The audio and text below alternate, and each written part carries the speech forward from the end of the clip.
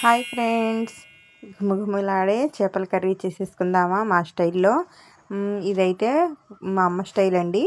చాలా టేస్టీగా చేస్తుందండి. చూడండి అట్లా అవి ఉల్లిపాయలు ఉన్నాయి కదండి, కాస్త ఉప్పు వేసేసి బాగా పిసికేసి పసుపు వేసేసి కొత్తిమీర కూడా వేసేసుకొని కాస్త కారం వేసేసుకొని మసాలా నూనె వేసేసుకొని మసాలా అయితే బాగానే వేస్తుందండో మా అమ్మ.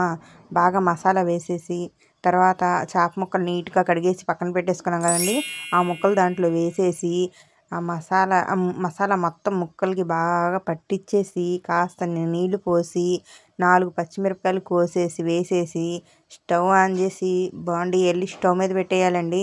అంటే ఈ చేపల కూర మొత్తం మీరే తింటారా అనుకోమాకండి, చుట్టాలు కూడా ఉన్నారండి వచ్చేవాళ్ళు. అబ్బాబా ఎట్లా ఉడుకుతుందో చూడండి, జ్యూసీగా ఉంది. కాస్త కొత్తిమీర అలా జల్లేసేయండి. అసలు ఈ చేపల కర్రీకి 100కి 100 మార్కులు వేస్తానండి నేనైతే.